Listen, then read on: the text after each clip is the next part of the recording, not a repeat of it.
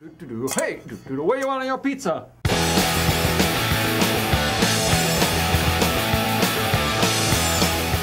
Welcome, ladies and gentlemen, to today's Rowdy.com Big 3, where we talk NASCAR racing. My name is Bassmasters. This is my friend Buck Fever, Jerome Buzz Cutler, kind of the voice of God behind the camera and asking us questions, and then we provide some answers, and then everyone becomes more enlightened. Kind of like Buddha. Noah. Kind of like a Buddhist thing. Noah. What? Noah. Issue number 1 in today's Big 3. I have here in my hand a copy of a news article from the New York Daily News. Did you used to read the Daily News, Bass? Not really, no. When you lived in New York City? Did not, no. No? No. Because you were a snob and you only read the Times? That's correct. Okay. Yeah. Well, Andrew Murstein, remember him? Yeah, he bought the Richard Petty Motorsports team with his buddy, Canadian Doug Bergeron. And he owns a taxi cab business. Well, now he wants to build a NASCAR track in New York City. Hey, I feel like I've heard that before. Yes. We heard that before. Actually, we have to, the New York Daily News, I'll just read you one sentence from their article. A company called International Speedway attempted to build a track on Staten Island. Really? Oh, really? A company called International Speedway? But, Murstein says he wants to either build it near Aqueduct and team it up with horse racing like they do in Dover, right? Or in Brooklyn by Floyd Bennett Field. Well, Floyd Bennett Field seems to be, if I looked at the map correctly, it's across Jamaica Bay from JFK Airport. So I've always loved the idea of a racetrack in New York City. Now I know a lot of people are going to say, "Oh, they're not race fans up there." New York City is a huge metropolis with plenty of race fans in it. You put a race up there on a, think of it this way: it's a chance to build a cool 3/4 mile short track or some style of racetrack that maybe we feel we need more of. And I think New York City would be a great place to build it. And I think they should do it. I love it. Floyd Bennett Field. I mean, everyone says it's a southern sport, it's a redneck sport, it's never going to work up in New York. That's a bunch of baloney. It's a great sport. A short track in New York City would be an excellent thing. I think Sadie, Lauren, Carrie, and Tercio would disagree with the fact that there are no race fans in New York City. Plenty of New Yorkers that are rowdy fans, and so that makes them race fans too. Issue number 2. We learned late last week that NASCAR has changed up their dress code, their garage dress code for cold passes. Right. Like when the garage is cold, you can now wear shorts, open-toed shoes, sleeveless shirts, tube tops. Hot diggity dog. I for one, am pro tube top. I mean, definitely. You know what I like about this? There's this whole thing with the rules, that you have where people don't want to question the rules.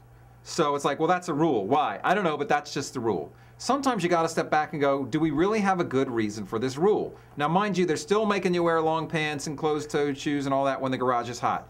But when the garage is cold, this would especially be on race day. For fans like on a Sunday, where the garage doesn't go hot until shortly before the race. So you got most people coming in, they want to walk through the garage, and they don't want to have to dress in hot clothes in the middle of summer just so they can have a full NASCAR experience. I mean, wearing pants, it makes sense. It just makes sense. NASCAR stood back and they went, does it really make sense for us to make people wear all this stuff when the garage is cold? No, it doesn't really make sense. You know what? Let's do away with that rule. Common sense, I like it. When has a pair of pants ever helped you out in the garage anyway? I mean, honestly, if you're going to get gasoline spilled on you or something like that, I guess I could see it. But other than that, I think it's a good idea. Given many NASCAR fans, I think there is a good reason not to let them wear tube tops. I think tube tops No, you got it backwards. All right, issue number 3. We learned yesterday that Brazilian hottie Nelson Piquet Jr. That's your characterization. That is gonna run a full season of trucks for Kevin Harvick. Good for you, NASCAR, and good for you, and here's my question. Coming from the open wheel ranks, is he going to be the next Juan Pablo Montoya or the next Dario Franchitti in terms of his NASCAR career? Dario Franchitti! No, I don't think so. First of all, how the hell we don't know. But honestly, well, he was mediocre in the F1 series. So what? I mean, F1 is all about I'll say this to you again. I know I've said it a million times. F1 and NASCAR are related but different sports. How you do in one doesn't necessarily translate to how you're going to do in the other. Just because you're a great NASCAR driver doesn't mean you're going to be great in F1. If you're a great F1 driver doesn't mean you're going to be great in NASCAR. If you're a semi-okay F1 driver doesn't mean anything. It just means you can drive a car pretty good. How he'll do at stock car racing, I don't know. I do know this. If you want to give yourself the best chance to succeed, I'm not saying make the most money necessarily, but I'm saying succeed.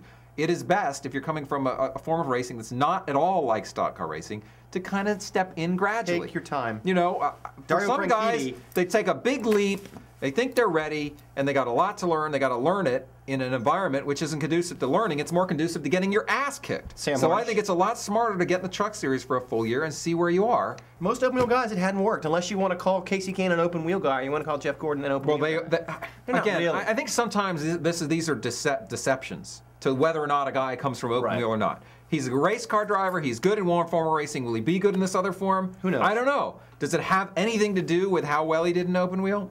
Probably not a lot. No. Probably not a lot. All right, that's been your Rowdy.com Big 3 for today. Again, my name is Bass, and this is Buck. Do join us at Rowdy.com. We still got a lot going on in the offseason. I noticed a lot of good forums up there the other day. So come on, weigh in. You know, Fender Bumper and J.J. Dean are going at it again. Are they going at it again? I love that. Is Tom Stinson stirring the pot? Oh, he's stirring the pot. He's a pot stirrer, and he knows it, and he loves it. Rowdy.com. Say it like it is. Say what like it is? Rowdy.com.